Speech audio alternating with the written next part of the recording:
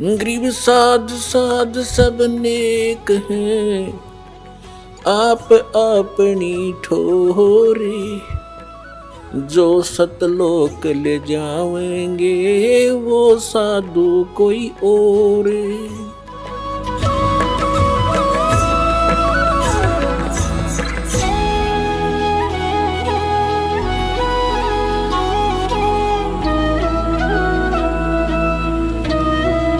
ಈಗ ಪುಣ್ಯಾತ್ಮರೇ, ಹೇಗಂದ್ರೆ ಯಾರು ಶ್ರದ್ಧಾಳು ಆತ್ಮಗಳಿರುತ್ತಾರೆ ಅವರಿಗೆ ತಮ್ಮ ಗುರುದೇವರ ದರ್ಶನದ ಇಷ್ಟೊಂದು ಹೆಬ್ಬಯಕೆ ಇರುತ್ತದೆ, ಇಷ್ಟು ಉತ್ಕಟ ಇಚ್ಛೆ ಇರುತ್ತದೆ ಮತ್ತು ನೋಡುತ್ತಲೇ ಒಂದೇ ಸಾರಿ ಜಾಗೃತರಾಗುತ್ತಾರೆ, ಗುರುಗಳ ಕಡೆಗೆ ತದೇಕ ಚಿತ್ತದಿಂದ ನೋಡುತ್ತಾರೆ. ಹೇಗೆಂದರೆ ಪರಮಾತ್ಮನು ಬಹಳಷ್ಟು ಉದಾಹರಣೆ ನೀಡಿದ್ದಾರೆ. ಯಾವ ಒಳ್ಳೆಯ ಆತ್ಮಗಳಿರುತ್ತವೆ ಅವರ ಭಕ್ತಿ ಪ್ರಾರಂಭವಾಗಿರುತ್ತದೆ, ಅವರ ವಿಶೇಷ ಆಸಕ್ತಿ ಆಗಿಬಿಡುತ್ತದೆ ತನ್ನ ಗುರುದೇವರೊಡನೆ. ಇದು ಕೃತಕವಾಗಿ ಬರುವುದಲ್ಲ. ಹೇಗಂದ್ರೆ ಅಂದು ಹೇಗೆ ನಮ್ಮ ಶ್ರದ್ಧೆ ಕಾಲನಲ್ಲಿ ಕೇಂದ್ರೀಕೃತವಾಗಿತ್ತೋ ಆ ಸಮಯದಲ್ಲಿ ಇವನು ಅಲ್ಲಿ ಭಕ್ತಿ ತಪಸ್ಸು ಮಾಡುತ್ತಿದ್ದ, ನಾವು ನೋಡುತ್ತಿದ್ದೆವು. ಆಗಂತೂ ಇವನು ಬಹಳ ದೂರ ನಿಂತಿದ್ದ, ನಾವು ನಮ್ಮ ಸ್ಥಾನದಲ್ಲಿ ನಿಂತಿದ್ದೆವು. ಆದರೂ ಕಾಲನ ಮೇಲೆ ನಾವು ಇಷ್ಟು ಆಸಕ್ತರಾದೆವು, ನಾವು ಅವನ ಹೊರತು ಇರಲಾರದಾಗಿದ್ದೆವು. ಮತ್ತು ಆ ಆಕಾಂಕ್ಷೆ ನಮ್ಮನ್ನು ಇವನ ಜೊತೆ ಕರೆತಂದಿತು ಮತ್ತು ಇಲ್ಲಿ ನಮ್ಮ ದುರ್ಗತಿಯನ್ನು ಮಾಡಿದ ಇವನು. ಹೀಗೆಯೇ ತಮ್ಮ ಅಂತಃಕರಣದಲ್ಲಿ ಯಾವಾಗ ಶುದ್ಧತೆ ಬಂದು ಬಿಡುವುದು, ನಂತರ ತಮಗೆ ಗುರುಗಳ ಒಳಗೆ ಯಾವ ದೋಷವೂ ಕಂಡುಬರುವುದಿಲ್ಲ. ಯಾರಲ್ಲಿ ಹೇಗೆ ದೋಷವಿರುತ್ತದೆಯೋ ಹಾಗೇನೆ ಅವನು ಬೇರೆಯವರಲ್ಲಿ ಕಾಣುತ್ತಾ ಇರುತ್ತಾನೆ. ಆಗ ಈ ಭಕ್ತಿಯಿಂದ, ಮಂತ್ರದಿಂದ, ಈ ಜ್ಞಾನದಿಂದ ತಮ್ಮ ಅಂತಃಕರಣದಲ್ಲಿ ಇಷ್ಟೊಂದು ಪರಿಶುದ್ಧತೆ ಬಂದುಬಿಡುವುದು. ಅಂದರೆ ತಮಗೆ ಗುರುದೇವರೇನಿದ್ದಾರೆ ಆ ಗುರುದೇವರೊಳಗೆ ಒಂದು ವಿಶೇಷ ಶ್ರದ್ಧೆ ಉಂಟಾಗುವುದು ಎಲ್ಲರಿಗೂ, ಯಾರ ಸದ್ಭಕ್ತಿ ಪ್ರಾರಂಭವಾಗಿರುವುದು. ಮತ್ತು ಆ ಶ್ರದ್ಧೆ ತಮಗೆ ಇಡೀ ಪ್ರಪಂಚದಿಂದ ವಿಮುಖರಾಗುವಂತೆ ಮಾಡುವುದು. ಅದರ ಅರ್ಥ ಹೀಗಲ್ಲ, ಅಂದರೆ ತಾವು ಮನೆ ಬಿಟ್ಟು ಇಲ್ಲಿ ಆಶ್ರಮಕ್ಕೆ ಬಂದು ಬಿಡುವಿರಿ ಎಂದು ಅಲ್ಲ, ಹಾಗಲ್ಲ. ಈಗ ಅಂತೆಯೇ ಈ ಬಾಲಕರು ಸಿನಿಮಾವನ್ನು ನೋಡುತ್ತಾರೆ. ಯಾರು ಪರಮಾತ್ಮನಲ್ಲಿ ಹೊಂದಿಕೊಂಡಿಲ್ಲ ಅವರ ಉದಾಹರಣೆ ನೀಡುತ್ತಿದ್ದೇವೆ. ಮತ್ತವರು ಯಾರೋ ಹೀರೋ ಅಥವಾ ಹೀರೋಯಿನ್ ಅನ್ನು ಸಿಲೆಕ್ಟ್ ಮಾಡುತ್ತಾರೆ ಮತ್ತು ಹೇಳುತ್ತಾರೆ, ಇವನು ನನ್ನ ಫೇವರೇಟ್ ಹೀರೋ ಆಗಿದ್ದಾನೆ. ಯಾರೋ ಒಬ್ಬ ಹುಡುಗ ಹೀಗೆ ಹೇಳ್ತಾನೆ. ಈಗ ಅವನು ಏನು ನೀಡುವುದಾಗಲಿ ಕೊಡುವುದಾಗಲಿ ಇಲ್ಲ, ಅವನ ಆಕ್ಟಿಂಗ್ ಡ್ರಾಮಾದ ಮೇಲೆ ಅವನು ಹಾಗೆಯೇ ಆಸಕ್ತನಾದನು. ಇದೇ ರೀತಿ ತಮ್ಮ ಒಳಗೆ ಈ ಥರದ ಒಂದು ಅವಗುಣವಿದೆ ಮತ್ತು ಈ ಅವಗುಣ ಈಗ ಗುಣ ಆಗುವುದು. ನಿಮ್ಮ ಒಳಗಡೆ ಗುರುಗಳು ನುಡಿಯುವ ಒಂದೊಂದು ವಚನದ ಮೇಲೆ ವಿಶ್ವಾಸ ಇಡುವ ಗುಣ ಇರಬೇಕು. ನಿಮ್ಮ ಬುದ್ಧಿ ಗುರುಗಳು ಏನು ವಚನ ಹೇಳುತ್ತಾರೆಂದು ತಿಳಿಯುವ ಕೆಲಸ ಮಾಡದಿದ್ದರೂ, ನಿಮಗೆ ತಿಳಿಯದಿದ್ದರೂ ಆಗ ತಮ್ಮ ಮನದಲ್ಲಿ ಈ ವಿಚಾರ ಬರಬಾರದೇನೆಂದರೆ ಇದು ಹೀಗಾಗಲು ಸಾಧ್ಯವಿಲ್ಲ, ಹಾಗಾದಲ್ಲಿ ನೀವು ಪರಮಾತ್ಮನಲ್ಲಿ ಶರಣಾಗಿಲ್ಲ ಎಂದಾಗುತ್ತದೆ. ಮತ್ತು ಪುಣ್ಯಾತ್ಮರೇ, ಈ ನಕಲಿ ಸಂತರು ಮತ್ತು ಋಷಿಗಳು ಇದರದೇ ಅನುಪಯುಕ್ತ ಲಾಭ ಈ ಶ್ರದ್ಧಾಳುಗಳದ್ದು ತೆಗೆದುಕೊಂಡರು. ಅಂದರೆ ಗುರುಗಳ ವಚನಗಳ ಮೇಲೆ ಅವಿಶ್ವಾಸ ಉಂಟಾಗಬಾರದು. ಆದರೆ ಆ ನಕಲಿಗಳು ಗುರುಗಳಾಗಿರಲಿಲ್ಲ, ಅವರು ಶ್ರದ್ಧಾಳುಗಳ ಆ ಭಾವನೆಗಳ ಅನುಪಯುಕ್ತ ಲಾಭ ಗಳಿಸಿ ಇಡೀ ಸಮೂಹಕ್ಕೆ ಸಮೂಹವನ್ನೇ ಕಾಲನ ಬಲೆಯಲ್ಲಿ ಸಿಲುಕಿಸಿದರು, ಕೋಟ್ಯಾಂತರ ಸಂಖ್ಯೆಯಲ್ಲಿ. ಮತ್ತು ನಿಯಮ ಇದೇ ಆಗಿದೆ ಏನೆಂದರೆ, ಗುರು ಏನು ಹೇಳುತ್ತಾರೆ ಆ ವಚನಗಳು ಸತ್ಯವೇ ಆಗಿರುತ್ತವೆ, ಅವು ಎಂದಿಗೂ ರಾಂಗ್ ಆಗಲಾರವು. ಆದರೆ ಅವರು ನಕಲಿ ಗುರುಗಳಾಗಿದ್ದರು, ಅವರದು ನಕಲಿ ವಚನಗಳಾಗಿದ್ದವು ಮತ್ತು ಶ್ರದ್ಧಾಳುಗಳು ಅವರನ್ನು ಒರಿಜಿನಲ್ ಗುರು ಎಂದು ನಂಬಿ ಮತ್ತು ಅವರ ವಚನಗಳನ್ನು ಸತ್ಯವೆಂದು ನಂಬಿದರು. ಇಲ್ಲಿ ಶ್ರದ್ಧಾಳುಗಳು ಮೋಸ ಹೋದರು ಮತ್ತು ಇಂದು ತಾವು ಇಷ್ಟೊಂದು ಪ್ರಮಾಣ ನೋಡುತ್ತಿರುವಿರಿ. ಈ ದಾಸ ತಮಗೆ ತೋರಿಸುತ್ತಿದ್ದಾನೆ ಮತ್ತು ಎಷ್ಟು ವಚನಗಳನ್ನು ಹೇಳುತ್ತಾನೆ, ಅವು ಪ್ರಮಾಣದ ಹೊರತು ಆಗಿರುವುದಿಲ್ಲ. ಒಂದು ವೇಳೆ ಪ್ರಮಾಣ ತೋರಿಸಲಿದ್ದರೆ ನೀವು ಇದನ್ನು ತಿಳಿಯಬೇಕೆಂದರೆ ಇದು ಫೈನಲ್ ಆಗಿದೆ. ಯಾವುದನ್ನು ದಾಸನು ಹೇಳುತ್ತಿದ್ದಾನೆ? ಈಗ ನಿಮ್ಮ ಅಂತಃಕರಣ ಬಹಳ ಮಲಿನವಾಗಿದೆ, ತಪ್ಪು ಜ್ಞಾನವನ್ನು ಕೇಳಿ. ಈಗ ಆ ಅಂಶ ಸ್ವಲ್ಪವಾದರೂ ಉಳಿದು ಬಿಡುತ್ತದೆ ನಮ್ಮೊಳಗೆ, ಆ ಮಲಿನತನದ್ದು ಮತ್ತು ಆ ಅಜ್ಞಾನದ್ದು. ಈ ಜ್ಞಾನ ಕೇಳುವುದರಿಂದ ನಂತರ ನಿಧಾನವಾಗಿ ಆ ಪದರು ನಾಶವಾಗುತ್ತಾ ಹೋಗುತ್ತದೆ. ಆದರೂ ಸ್ವಲ್ಪವಾದರೂ ಉಳಿದು ಬಿಡ್ತು ಅಂದರೆ ಈಗಲೂ ನಿಮ್ಮ ಅಂತಃಕರಣ ಶುದ್ಧವಾಗಿಲ್ಲ ಎಂದು ಅರ್ಥ. ಅದನ್ನು ಸ್ವಚ್ಛಗೊಳಿಸಿ. ಹಾಗಾಗಿ ಗುರುಗಳ ವಚನಗಳ ಮೇಲೆ ತಮಗೆ ಯಾವುದೇ ಒಬ್ಜೆಕ್ಷನ್ ಉಂಟಾಗಬಾರದು. ಮತ್ತು ಒಂದೊಮ್ಮೆ ತಾವು ಬೇರೆ ಯಾರಲ್ಲಿ ದೋಷ ನೋಡುತ್ತಿದ್ದರೆ ಅದು ತಮ್ಮೊಳಗೆ ವಿದ್ಯಮಾನವಾಗಿದೆ. ಹೇಗೆಂದರೆ, ಈಗ ಒಬ್ಬ ಕಳ್ಳ ಒಬ್ಬ ಕಳ್ಳನ ಮನೆಯಲ್ಲಿ ಒಬ್ಬ ದಾರಿ ಹೋಗ ಪ್ರಾಮಾಣಿಕ ವ್ಯಕ್ತಿ ಉಳಿದುಬಿಟ್ಟ. ಅವನಿಗೆ ಗೊತ್ತಿರಲಿಲ್ಲ ಇವನು ಕಳ್ಳನೆಂದು. ಈಗ ಆ ವ್ಯಕ್ತಿ ಅಲ್ಲಿ ರಾತ್ರಿ ವಿಶ್ರಾಂತಿ ಮಾಡಿದ, ಮಲಗಿದ ಮತ್ತು ಕಳ್ಳ ಎಚ್ಚೆತ್ತುಕೊಂಡಿದ್ದ. ಅಂದರೆ ಎಲ್ಲಾದರೂ ಇವನು ರಾತ್ರಿ ಎದ್ದು ಕಳ್ಳತನ ಮಾಡುವನೇ ಎಂದು. ಮತ್ತು ಆ ಒಳ್ಳೆಯ ವ್ಯಕ್ತಿ ಸಂಜೆ ಮಲಗಿದ್ದ. ಆ ಸಜ್ಜನನು ಏನಿದ್ದ, ಬೆಳಿಗ್ಗೆ ಆರಾಮವಾಗಿ ಎದ್ದನು, ಏಕೆಂದರೆ ಅವನಲ್ಲಿ ಆ ದೋಷ ಇರಲೇ ಇಲ್ಲ. ಈಗ ಆ ಕಳ್ಳ ಇಡೀ ರಾತ್ರಿ ಎಚ್ಚರವಿದ್ದ, ಏಕೆಂದರೆ ಅವನಲ್ಲಿ ಆ ದೋಷವಿತ್ತು. ಅಂದರೆ ಎಲ್ಲಾದರೂ ಇವನು ಕಳ್ಳತನ ಮಾಡದಿರಲಿ ಎಂದು. ಹಾಗಾಗಿ ಪುಣ್ಯಾತ್ಮರೇ, ನಾವು ನಮ್ಮಲ್ಲಿರುವ ಅವಗುಣಗಳನ್ನು ನಾವು ಅವಶ್ಯ ಬೇರೆಯವರಲ್ಲಿ ನೋಡ್ತೇವೆ. ಹೇಗೆಂದರೆ, ಇವನು ಹೀಗೇಕೆ ನೋಡುತ್ತಿದ್ದಾನೆ, ಇವನು ಹೀಗೇಕೆ ನಡೆಯುತ್ತಿದ್ದಾನೆ, ಇವನು ಅಲ್ಲಿ ಏಕೆ ಕುಳಿತಿದ್ದ. ಹಾಗಾದಲ್ಲಿ ಈ ದೋಷ ತಮ್ಮಲ್ಲಿ ವಿದ್ಯಮಾನವಾಗಿದೆ.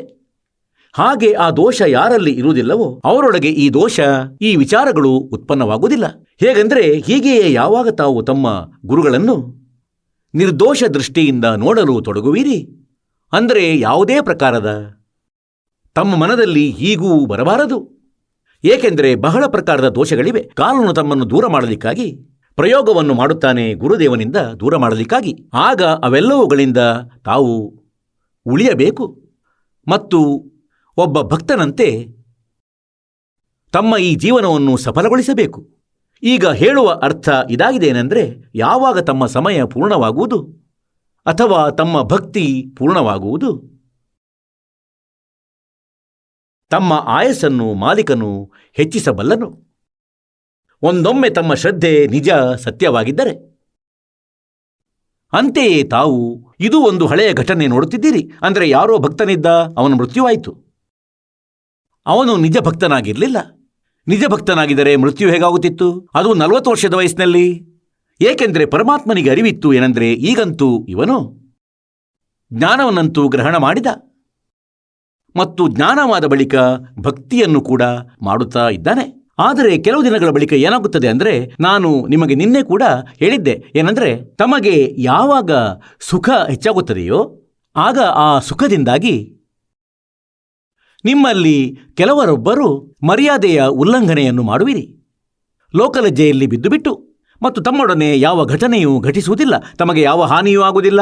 ಆದರೆ ತಮ್ಮ ಉತ್ಸಾಹ ಹೆಚ್ಚುತ್ತಾ ಹೋಗುತ್ತದೆ ಮತ್ತು ತಾವು ಪರಮಾತ್ಮನಿಂದ ದೂರವಾದಿರಿ. ಏಕೆಂದರೆ ತಮ್ಮೊಳಗೆ ಯಾವುದೋ ದೋಷವಿತ್ತು ಮೊದಲು, ಆ ದೋಷದಿಂದ ತಮ್ಮ ಕನೆಕ್ಷನ್ ಕಟ್ಟಾಯಿತು. ಮತ್ತು ನಂತರ ಕೂಡ ತಾವು ತಪ್ಪುಗಳ ಮೇಲೆ ತಪ್ಪು ಮಾಡುತ್ತಿದ್ದೀರಿ, ನಿಯಮ ಕೂಡ ಮುರಿಯುತ್ತಿದ್ದೀರಿ ಮತ್ತು ಹಾನಿಯಾಗುತ್ತಿಲ್ಲ. ಅದರ ಕಾರಣ ಏನಾಗಿರುತ್ತದೆ? ಅಂತೆಯೇ ಮಕ್ಕಳು ವಿದ್ಯಾಲಯಕ್ಕೆ ಹೋಗುತ್ತಾರೆ. ಮತ್ತಲ್ಲಿ ಯಾವುದಾದರೂ ತಪ್ಪು ಮಾಡಿದರೆ ಆಗ ಟೀಚರ್ ಅವರನ್ನು ಗದರಿಸ್ತಾರೆ, ಬೆದರಿಸ್ತಾರೆ, ಟೈಟ್ ಮಾಡುತ್ತಾರೆ. ಇಂತಹ ತಪ್ಪು ಮಾಡಬೇಡ, ಹೀಗೆ ಮಾಡಬೇಡ, ಇಲ್ಲವೆಂದಲ್ಲಿ ಕೆನ್ನೆಗೆ ಬಾರಿಸುವೆನು. ಹೀಗೆ ನೂರಾರು ರೀತಿಯ ಅವರವರದ್ದೇ ಕ್ರಮಗಳಿರುತ್ತವೆ ಮಕ್ಕಳನ್ನು ಸುಧಾರಿಸಲು. ಮತ್ತು ಯಾವಾಗ ಆ ಮಕ್ಕಳನ್ನು ಟೀಚರ್ ಮೂಲಕ ಗದರಿಸಲಾಗುತ್ತದೆ, ಬೈಯಲಾಗುತ್ತದೆ ಮತ್ತು ಮುಂದಕ್ಕೆ ಅವರು ತಮ್ಮ ಕೆಲಸವನ್ನು ಸರಿಯಾಗಿ ಮಾಡಿಕೊಂಡು ಬರುತ್ತಾರೆ ಮತ್ತು ಸುಧಾರಣೆಗೊಂಡು ಬರುತ್ತಾರೆ, ಆಗ ಅವರು ಸಫಲರಾಗುತ್ತಾರೆ. ಮತ್ತು ಯಾವ ಮಕ್ಕಳನ್ನು ಗುರುದೇವರು ಗದರಿಸುತ್ತಾರೆ, ಬೆದರಿಸುತ್ತಾರೆ ಅಂದರೆ, ನೀವ್ಯಾಕೆ ಹೀಗೆ ಮರ್ಯಾದೆ ಭಂಗ ಮಾಡುತ್ತೀರಿ, ಮತ್ತವರು ನಂತರ ಪುನಃ ಒಳಗೆ ದೋಷ ಹುಟ್ಟಿಸಿಕೊಳ್ಳುತ್ತಾರೆ, ಆಗ ಅವರ ನಾಮಖಂಡನೆ ಆಗುತ್ತದೆ, ಅವರ ಕನೆಕ್ಷನ್ ಕಟ್ಟಾಗುತ್ತದೆ. ಯಾವ ಮಕ್ಕಳು ಶಾಲೆಯಿಂದ ದೂರವಾಗುವರೋ, ಶಾಲೆಗೆ ವಿದ್ಯಾಲಯಕ್ಕೆ ಬರುವುದನ್ನು ಬಂದ್ ಮಾಡಿದರು, ಆಗ ನಂತರ ಅವರು ಬೇಕಾದರೆ ಕತ್ತೆ ಮೇಲೆ ಕುಳಿತು ತಿರುಗುತ್ತಿರಬಹುದು, ಬೇಕಾದರೆ ಎಲ್ಲಾದರೂ ಏನು ಬೇಕಾದರೂ ಮಾಡುತ್ತಿರಬಹುದು. ಟೀಚರ್ಗೂ ಅದಕ್ಕೂ ಯಾವ ಲಿಂಕ್ ಇರುವುದಿಲ್ಲ. ಟೀಚರ್ ಶಾಲೆಯಿಂದ ಹೋಗುತ್ತಾ ಇರಬಹುದು ಮತ್ತು ಆ ವಿದ್ಯಾರ್ಥಿ ಯಾರು ಶಾಲೆ ಬಿಟ್ಟು ಹೋಗಿದ್ದನೋ ತನ್ನ ಅಯೋಗ್ಯತೆಯಿಂದ ಅವನು ಎಲ್ಲಾದರೂ ಕೀಟಲೆ ಮಾಡುತ್ತಿರಬಹುದು. ಆಗ ಟೀಚರ್ ಕೆಣಕುವುದಿಲ್ಲ, ಅವನಿಗೆ ಏನೂ ಹೇಳುವುದಿಲ್ಲ, ಏಕೆಂದರೆ ಅವನು ಟ್ರೀಟ್ಮೆಂಟ್ನಲ್ಲಿ ಇಲ್ಲ. ಹಾಗಾಗಿ ಪುಣ್ಯಾತ್ಮರೇ, ತಾವು ಎಲ್ಲಿಯವರೆಗೆ ತಮ್ಮ ಮಾರ್ಗ ಸರಿ ಇರುವುದೋ ಪರಮಾತ್ಮನಲ್ಲಿ ನಿಯಮದಲ್ಲಿದ್ದರೆ ತಮಗೆ ಆಗ ಆಘಾತವಾಗುವುದು ಯಾವಾಗ ತಾವು ಸ್ವಲ್ಪವೇ ಯಾವುದಾದರೂ ತಪ್ಪು ಮಾಡುವ ಪ್ರಯತ್ನ ಮಾಡಿದರೆ ತಮಗೆ ತಕ್ಷಣವೇ ಆಘಾತವಾಗುವುದು. ತಾವು ಎಚ್ಚರಿಕೆಯಿಂದ ಇರುವಿರಿ. ಮತ್ತು ಹೀಗೆ ಆಗದಿದ್ದರೂ ಮತ್ತು ತಾವು ತಪ್ಪು ಕೂಡ ಮಾಡುತ್ತಿದ್ದರೆ ಆಗ ಯೋಚಿಸಿ ಏನೆಂದರೆ, ಕನೆಕ್ಷನ್ ಕಟ್ಟಾಯಿತು. ನಿಮ್ಮ ನಾಮ ಖಂಡವಾಗಿರುವುದು ಭಗವಂತನ ದರ್ಬಾರಿನಿಂದ. ನಂತರ ತಾವು ಬೇಕಾದರೆ ಎಷ್ಟೇ ಅನಾಚಾರ ಮಾಡಿ, ಏಕೆಂದರೆ ನೀವು ಆ ಸಮಯ ಏನು ಪುಣ್ಯ ಸಂಪಾದನೆ ಮಾಡಿದ್ದೀರಿ ಒಟ್ಟು. ಯಾರೋ 2 ವರ್ಷ, ಯಾರೋ 4 ವರ್ಷ, ಯಾರೋ 3 ವರ್ಷ, ಯಾರೋ 5 ವರ್ಷ, ಹೀಗೂ ನಾವು ನೋಡಿದ್ದೇವೆ. 3, 4, 5, 6 ವರ್ಷಗಳು ಇಲ್ಲಿ ಸರಿಯಾಗಿ ಭಕ್ತಿಯನ್ನು ಮಾಡುತ್ತಿದ್ದರು. ನಂತರ ಒಂದು ಸ್ವಲ್ಪ ದೋಷಗಳ ಕಾರಣ ತಮ್ಮ ಕರ್ಮ ಹಾಳು ಮಾಡಿಕೊಂಡರು. ಅವರು ಹೊರಟು ಹೋಗುತ್ತಾರೆ. ಈಗ ಅವರು ಇದನ್ನು ಹೇಳ್ತಾರೆ ಏನಂದರೆ, ನಮಗೆ ಯಾವ ಆಪತ್ತು ಬಂದಿಲ್ಲ, 3 ವರ್ಷಗಳಾದವು ನಾವು ನಾಮವನ್ನು ಬಿಟ್ಟು ಅಂತ. ಈಗ ಪುಣ್ಯಾತ್ಮರೇ, ಇದೆಲ್ಲ ರಹಸ್ಯ ಯಾವಾಗ ತಮ್ಮ ಅರಿವಿಗೆ ಬರುವುದೋ ನಂತರ ಈ ಮಾತು ಎಂದಿಗೂ ತಮ್ಮ ಬಾಯಿಂದ ಬರದು. ಈಗ ಅಂತೆಯೇ ತಾವು 2-3 ವರ್ಷ ಯಾವುದೇ ಸತ್ಯಸಾಧನೆ ಮಾಡಿದ್ದು ಆ ಪುಣ್ಯ ತಮಗೆ ಡೆಪಾಸಿಟ್ ಆಗುವುದು. ಮತ್ತಿದನ್ನು ನಿನ್ನೆ ತಮಗೆ ಹೇಳಲಾಗಿತ್ತೇನೆಂದರೆ, ಒಂದು ಶ್ವಾಸೋಚ್ಛ್ವಾಸದ ಬೆಲೆ ಎಷ್ಟಿದೆ ಸತ್ಯನಾಮದ್ದು. सतनाम पालड़ रंग हो रही हो, 14 लोग चढ़ावे राम रंग हो रही हो, 3 लोग पास्यंग धरे रंग हो रही हो, तो ना तुला तुला राम रंग हो रही. ಹಾಗಾದರೆ ಅವರು ಮರ್ಯಾದೆಯಲ್ಲಿದ್ದು ಮತ್ತು ಸತ್ಯ ಶ್ರದ್ಧೆ ಈ ದಾಸನಲ್ಲಿ ಮತ್ತು ಭಗವಂತನಲ್ಲಿ ಇಟ್ಟುಕೊಳ್ಳುತ್ತಾ ಆ ಸತ್ಯ ಸಾಧನೆ, ಸತ್ಯನಾಮ, ಆ ನಾಮದ ಜಪ ಮಾಡಿದರೆ, ಧನ ಅಥವಾ ದಾನ ಮಾಡಿದರೆ ಆಗ ಆ ಪುಣ್ಯ ತಮ್ಮದು ಒಟ್ಟಾಗುವುದು. ಅದು ಸಂಪಾದನೆಯಾಯಿತು. ಈಗ ಆ ಸಂಪಾದನೆ ಸಮಾಪ್ತಿಯಾಗದೇನೇ ಇರಬಹುದು 100 ವರ್ಷ ಆದರೂ ಕೂಡ. ಮತ್ತು ತಾವು ಖಂಡಿತ ಭಕ್ತಿ ಮಾಡದೇ ಇದ್ದರೂ ಕೂಡ, ಮತ್ತು ಬೇಕಾದರೆ ಆ ಮಂತ್ರಗಳ ಜಪವೂ ಮಾಡುತ್ತಿದ್ದರೆ ಯಾವುದು ದಾಸನು ನೀಡಿದ್ದಾನೆ ನಂತರ ಆ ಮಂತ್ರಗಳ ಲಾಭ ತಮಗೆ ಸಿಗುವುದಿಲ್ಲ. ಏಕೆಂದರೆ ತಮ್ಮ ಕನೆಕ್ಷನ್ ಕಟ್ಟಾಗಿದೆ. ಮತ್ತು ತಾವು ಇದನ್ನು ಯೋಚಿಸ್ತೀರಿ ಅಂದರೆ, ನಾನು ಗುರುಗಳ ದರ್ಶನ ಕೂಡ ಮಾಡಲು ಹೋಗುತ್ತಿಲ್ಲ, ಸತ್ಸಂಗದಲ್ಲಿ ಹೋಗುತ್ತಿಲ್ಲ, ಮತ್ತು ಯಾವ ದಾನ ಧರ್ಮ ಕೂಡ ಮಾಡುತ್ತಿಲ್ಲ, ಆದರೂ ನಾನು ಮೋಜು ಮಾಡ್ತಿರುವೆ. ಅದಂತೂ ಹಿಂದಿನ ಸ್ಟಾಕ್ ಆಗಿದೆ ತಮ್ಮದು. ಮತ್ತು ಯಾವಾಗ ಆ ಸ್ಟಾಕ್ ಮುಕ್ತಾಯವಾಗುತ್ತದೆ ನಂತರ ಕಾಣಿಸುವುದು ನಿನ್ನ ದುರ್ಗತಿ. ಹೀಗೆ ನೋಡಿದ್ದೇವೆ ನಾವು. ಯಾರು 4 ವರ್ಷ ನಾಮದೀಕ್ಷೆ ಬಿಟ್ಟು ಹೋಗಿದ್ದರು, 4 ವರ್ಷದ ಬಳಿಕ ಬಂದರು ಮತ್ತು ಅವರದು ಬಹಳ ದುರ್ಗತಿಯಾಗಿರುತ್ತಿತ್ತು. ನಂತರ 2ನೇ ಬಾರಿ ನಾಮದೀಕ್ಷೆ ಪಡೆದರು. ನಂತರ 2-3 ವರ್ಷ ತನಕ ಯಾವ ಆಪತ್ತು ಅವರಿಗೆ ಬಂದಿರಲಿಲ್ಲ. ಹಾಗಾಗಿ ಪುಣ್ಯಾತ್ಮರೇ, ಈ ಎಲ್ಲ ಪಾಯಿಂಟ್ಗಳನ್ನು ತಿಳಿದು ನೋಡಿದಾಗ ಈ ಎಲ್ಲ ಕೇಂದ್ರ ಬಿಂದುಗಳ ಮೇಲೆ ತಾವು ಪದೇ ಪದೇ ವಿಚಾರ ಮಾಡುತ್ತಾ ಇರಬೇಕು. ಇದಕ್ಕಾಗಿಯೇ ತಮಗೆ ಸತ್ಸಂಗದಲ್ಲಿ ಕರೆಯಲಾಗುತ್ತದೆ, ತಮಗೆ ಇದನ್ನು ನೆನಪು ಮಾಡಿಕೊಡಲಾಗುತ್ತದೆ. ಯಾವಾಗ ನೀವು ಇಲ್ಲಿಂದ ಶರೀರ ಬಿಡುವಿರೋ ಆಗ ತಮಗೆ ಒಂದು ಶಬ್ದ ಬರುವುದು, ತಮಗೆ ತಿಳಿದಿರುವ ಪರಿಚಯದ ಮುಖದ್ದು. ಮತ್ತವನು ಹೇಳುವೇನೆಂದರೆ, ಗುರುಗಳು ಬಂದರು. ತಾವು ಕ್ಷಣದಲ್ಲಿ ಶರೀರದ ಒಳಗಿನಿಂದ ಹೊರಬರುವಿರಿ. ಎಲ್ಲಿದ್ದಾರೆ ಗುರುಗಳು? ಅಲ್ಲಿದ್ದಾರೆ. ತಮಗೆ ಈ ದಾಸನ ರೂಪದಲ್ಲಿ ಪರಮಾತ್ಮ ನಿಂತಿರುವುದು ಕಾಣಿಸುವರು. ಮತ್ತು ಹೇಗಾಗುತ್ತದೆ ಅಂದರೆ, ಕನಸು ಬಿದ್ದ ಹಾಗೆ ಆಗುತ್ತದೆ. ಎಲ್ಲಿಗೆ ಹೋಗುತ್ತಿರುವೆ? ಸತ್ಸಂಗವಿದೆ, ಗುರುಗಳು ಹೋಗುತ್ತಿದ್ದಾರೆ, ಬರುತ್ತೀಯೇ? ಹೋಗೋಣ ಸೋದರ. ಮತ್ತು ಕುಳಿತುಕೊಂಡು ಗಾಡಿಯಲ್ಲಿ ಮತ್ತು ಸತ್ಯಲೋಕಕ್ಕೆ ಹೋಗುವೆವು. ಸತ್ಯಲೋಕಕ್ಕೆ ಹೋಗಿ ನೋಡುವೆವು. ಅಲ್ಲಂತೂ ಹಲವು ದಿನಗಳ ಬಳಿಕ ನೆನಪು ಬರುವುದು, ನಾವು ಸತ್ತಿದ್ದೇವೆ. ಹಲವು ದಿನಗಳ ಬಳಿಕ ನೆನಪು ಮಾಡಿಸುವರು ಏನೆಂದರೆ, ನೋಡು ಅಲ್ಲಿದ್ದೆ ನೀನು ಆ ಹೊಲಸಿನಲ್ಲಿ. ಈಗ ಎಲ್ಲಿ ಬಂದೆವು ನಾವು? ಸತ್ಯಲೋಕದಲ್ಲಿ ಬಂದೆವು ನಾವು. ಹಾಗಾಗಿ ಪುಣ್ಯಾತ್ಮರೇ, ಆ ಪರಮಾತ್ಮನ ಲೀಲೆ ಏನಿದೆ, ಪರಮಾತ್ಮ ಏನು ನಮಗೆ ಲಾಭ ನೀಡಬಲ್ಲನು, ಅದರದು ಇವು ಫಾರ್ಮುಲಾಗಳು ಆಗಿರುವವು. ಈಗ ಅಂತೆಯೇ ಇಲ್ಲಿ ನಾವು ನೋಡುತ್ತೇವೆ, ಹಲವರು ಹೀಗೆ ಬರುತ್ತಾರೆ ಹೊಟ್ಟೆ ತುಂಬ ಆಹಾರ ತೆಗೆದು. ಅವರನ್ನು ಎಚ್ಚರಗೊಳಿಸಬೇಕಾಗುತ್ತದೆ. ಅಂದರೆ, ಬನ್ನಿ ದರ್ಶನ ಆಗುತ್ತಿದೆ ಗುರುಗಳದು. ಅವನು ಹಿಂದಿನಿಂದ ಮೆಲ್ಲನೆ ಬರುವನು, ಕಣ್ಣನ್ನು ಜುಟ್ಟ. ಏಕೆಂದರೆ ಬರುತ್ತಲೇ ತಿಂದು ಹೊಟ್ಟೆ ತುಂಬ ಭೋಜನ ಮಲಗಿಬಿಡುವರು. ಅವರಿಗೆ ಭಗವಂತನಲ್ಲಿ ಏನು ಸಂಬಂಧ? ಹಾಗೆ ಇಂಥ ವ್ಯಕ್ತಿಗಳು ನಂತರ ಇಲ್ಲೇ ಇದ್ದು ಬಿಡುತ್ತಾರೆ. ನಿಸ್ಸಂಶಯವಾಗಿ ಅವರು ಭಕ್ತರಾಗಿ ಕಾಣಿಸುವರು, ನಾಮದೀಕ್ಷೆಯನ್ನು ಪಡೆದಿರುತ್ತಾರೆ ಮತ್ತು ಹೋಗ್ತಾರೆ ಸತ್ಸಂಗದಲ್ಲಿ ಟೈಮ್ ಪಾಸ್ ಮಾಡಲು. ಇದರಿಂದ ಯಾವ ಲಾಭವೂ ಇಲ್ಲ. ಹಾಗಾಗಿ ಏನು ಹೇಳ್ತಾರೆ, आए हैं सो जावेंगे राजा रंक फकीरे, एक सिंहासन चढ़ चले एक बंधे जात जंजीरे. ಈಗ ಮೃತ್ಯುವಂತೂ ನಮ್ಮದು ಆಗುವುದು, ಆದರೆ ನಾವು ಮತ್ತೆ ಸಾಯುವುದಿಲ್ಲ. ಮತ್ಯಾರು ಭಕ್ತಿ ಮಾಡುವುದಿಲ್ಲ ಅವರ ಸಂಖ್ಯೆ ಬಾರಿ ಸಾಯುವರು. ಮತ್ತು ಗೊತ್ತಿಲ್ಲ ಏನೇನು ಅಪರಾಧ ಅವರ ಮೇಲೆ ಅನಾಹುತಗಳು ಆಗುವು. ಮುಂದೆ ಹೇಳುವೆವು ಏನಾಗುವುದು.